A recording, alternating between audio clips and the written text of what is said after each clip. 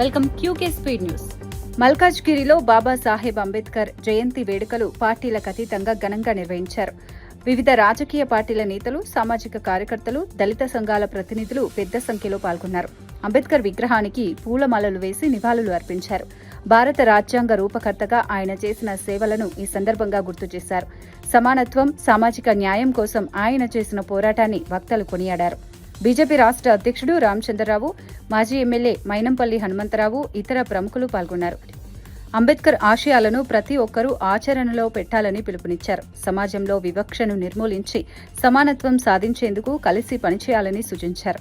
యువత అంబేద్కర్ స్ఫూర్తితో ముందుకు రావాలని నేతలు ఆకాంక్షించారు. వారిని సమాజంలో సమాన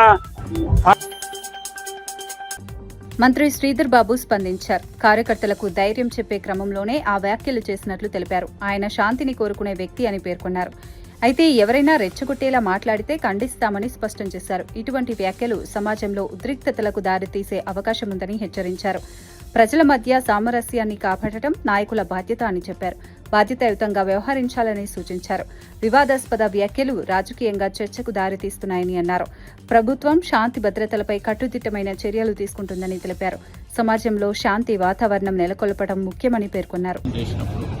అక్కడున్న సోదరులు వారి బాధలు చెప్పినప్పుడు వారు జిల్లా కాంగ్రెస్ అధ్యక్షులుగా ఆ విధమైన స్పందన కనబడ్డది. మేము ఎవరు చేసినా, ఎవరు ఆ విధమైన ఆలోచనలతో చేసినప్పటికీ దాన్ని ఖచ్చితంగా ఖండిస్తాం. మరి అక్కడ ఉన్న కొంతమంది కార్యకర్తలను ఇక్కడ చాలామంది బెదిరిస్తూ ఉన్నారని చెప్పిన నేపథ్యంలో దానికి మాజీ మంత్రి జీవన్ రెడ్డి బీఆర్ఎస్ నాయకులతో కలిసి సమావేశంలో పాల్గొన్నారు. జగిత్యాలలో జరిగిన కార్యక్రమంలో కాంగ్రెస్ పాలనపై అసంతృప్తి వ్యక్తం చేశారు. కేసీఆర్ పాలననే తెలంగాణకు ఉత్తమమని కొనియాడారు. తెలంగాణ పునర్నిర్మాణం బీఆర్ఎస్తోనే సాధ్యమని స్పష్టం చేశారు. జగిత్యాల నుంచి కేసీఆర్ జైత్రయాత్ర ప్రారంభమవుతుందని ధీమా వ్యక్తం చేశారు.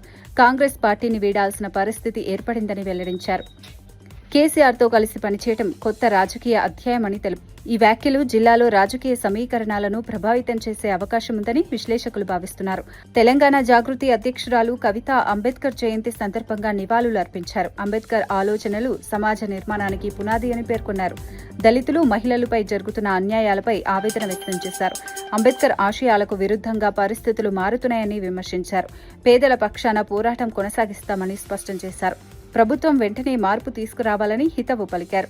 అంబేద్కర్ చూపిన మార్గంలోనే సమాజం ముందుకు సాగాలని పిలుపునిచ్చారు. ఈ వ్యాఖ్యలు రాజకీయంగా చర్చకు దారితీశాయి. వివిధ వర్గాల్లో స్పందన కనిపిస్తోంది. మరి మొట్టమొదటి సమావేశం నేను కరీంనగర్ సమావేశం కోరడంతో ఏదైతుందో ఫస్ట్ 70 కోట్లతో సైకిల్ ఇచ్చిన.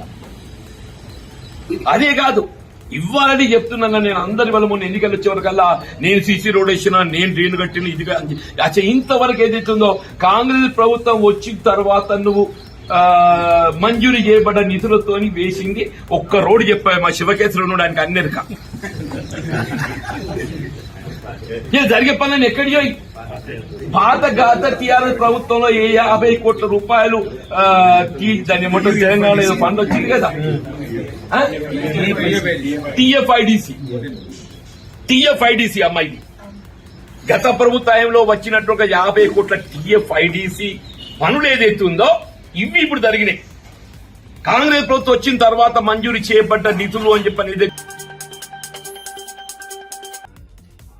సీఎం రేవంత్ రెడ్డి నియోజకవర్గాల పునర్విభజనపై ఆందోళన వ్యక్తం చేశారు. మహిళా రిజర్వేషన్లు, సీట్ల పునర్విభజన వల్ల తెలంగాణకు నష్టం జరుగుతుందని అన్నారు. జనాభా నియంత్రణ పాటించిన రాష్ట్రాలకు సీట్లు తగ్గించడం సరికాదన్నారు. దీంతో ఎస్సీ, ఎస్టీ, మహిళా రిజర్వేషన్లు దెబ్బతినే ప్రమాదముందని హెచ్చరించారు. కేంద్ర ప్రభుత్వం వెంటనే ఈ అంశంపై పునరాలోచన చేయాలని డిమాండ్ చేశారు. దక్షిణాది రాష్ట్రాల హక్కులను కాపాడాలని పేర్కొన్నారు. ఈ అంశంపై దేశవ్యాప్తంగా చర్చ అవసరమని సూచించారు. నష్టం జరుగుద్ది.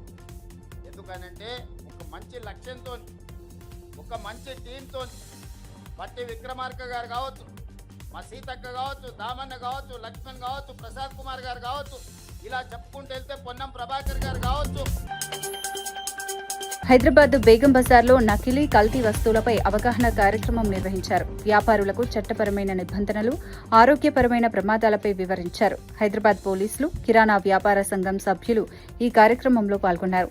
నాణ్యత లేని వస్తువులు అమ్మటం వల్ల వినియోగదారుల ఆరోగ్యంపై తీవ్ర ప్రభావం ఉంటుందని హెచ్చరించారు. వ్యాపారులు నైతిక విలువలు పాటిస్తూ నిజమైన ఉత్పత్తులను మాత్రమే విక్రయించాలని సూచించారు. చట్టవిరుద్ధ కార్యకలాపాలకు దూరంగా ఉండాలని సూచించారు. వినియోగదారుల భద్రతే ప్రధాన లక్ష్యమని తెలిపారు.